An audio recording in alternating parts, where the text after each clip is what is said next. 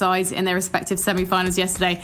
But also, I was glad to see a return to both teams' kind of more classic ways of playing the game, I guess.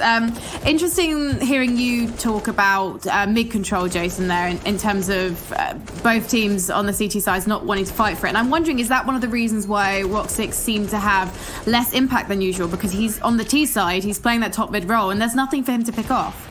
Yeah, he played in the B-bomb set as well a couple times, so I think he was just mobile. I think the first half was probably more than anything just a bit of a rough half for him.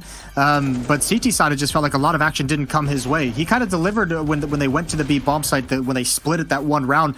Yeah. I don't know, opping on Mirage CT side still feels like such a weird thing for me at the moment. Like, I know we've kind of gotten set in our ways, but it's one of those maps where it feels like it should be friendlier to ops, and it's just not. There's just always smokes everywhere.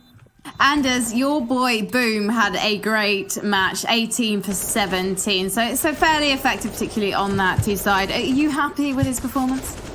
Yeah, very happy. Again, like, there's something awe-inspiringly fearless about watching Boomich play when he's in this kind of a mood. Like, the fights that he takes, it's so incredible, and it gives Navi, I think, a lot of punching power. So yeah, I think that was great. It's exactly how I want to see him play.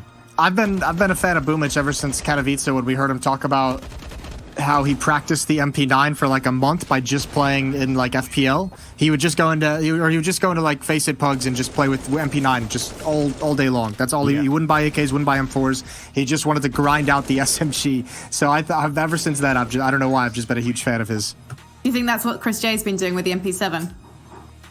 I think Chris J is just kind of a freak. I think he's just a bit of a savant. He doesn't strike me as the guy who's going to grind a whole day with the SMGs, but for whatever reason, he's so good with every weapon.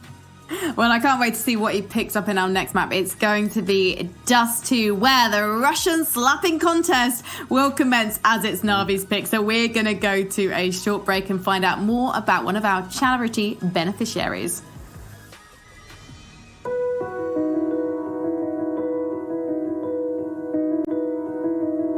Very much. I used to work in comedy, don't you know, but not as an actual comedian, because I'm not funny, and God knows how I got this job.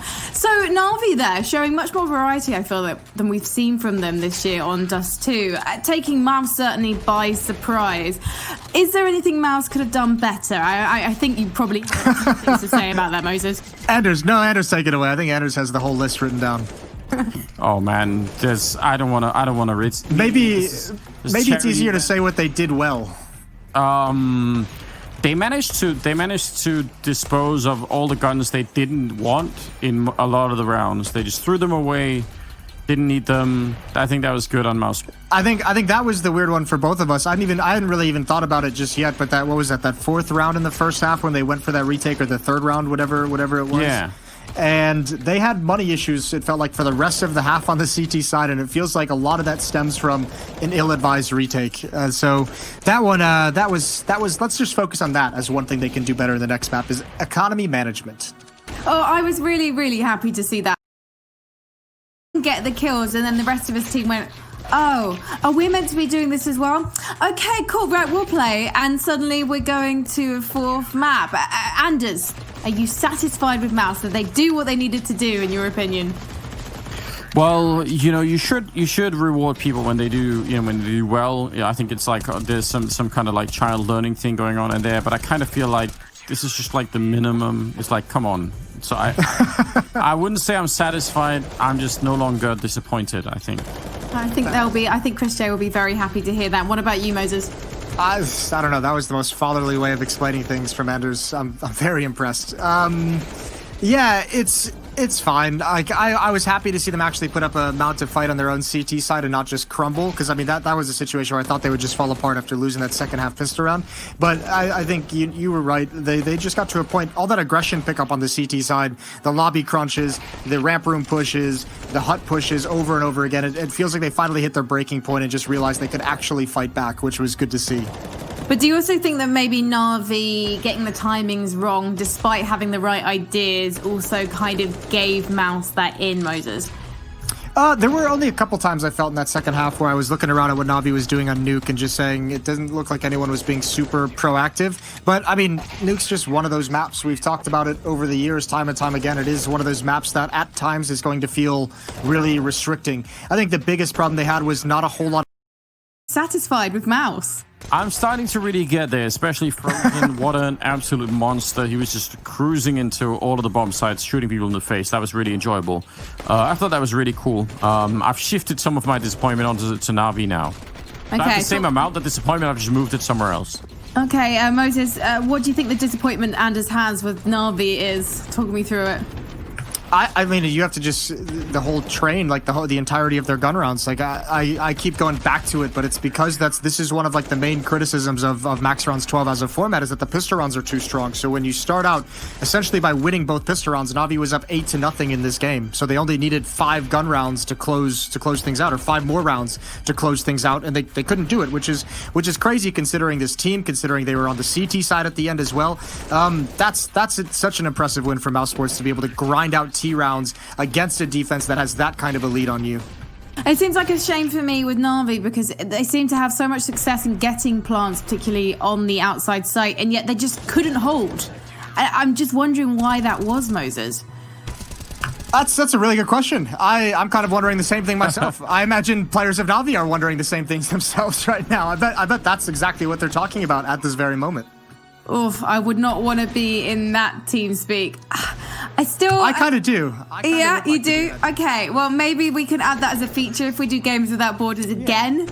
Then if we can get team comms, I'd really appreciate it. We might need a Russian translator as well, however, because you were not happy with NaVi in that first half. No, I really wasn't. I mean, just look at the end there where Boomich, he secures the victory or the entry into the bomb site. He goes to plant the bomb. None of his teammates are covering him. If I'm Boomich, I'm screaming at my teammates. I don't care if they're still trying to fight the round. I'm just yelling. I'm just, not even trying to wait until the round is done. Yeah, that was sloppy. The T half from from NaVi on Inferno was so.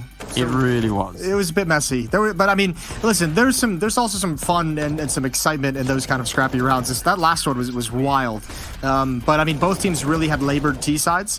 And listen, I'm just impressed that Mousesports, it's got to be so sad they fell short at the end, but I'm so impressed they stayed in it despite losing so many pistol rounds in the series. Yes.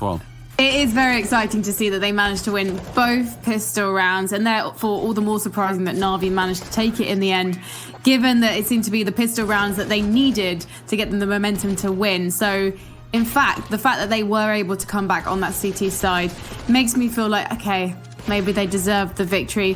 What do you think was wrong with Mouse's T side? Was it just their momentum constantly getting stopped, Moses?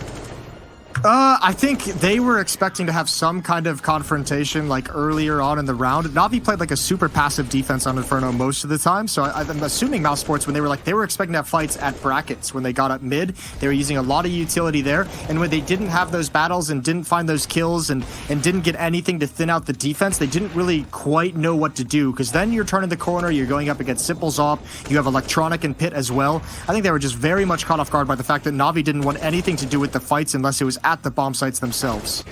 While I was looking for a charity brawl today, gentlemen, I am quite pleased to see some really fine-tuned teamwork back in the camps of both NaVi and Mousesports. For NaVi,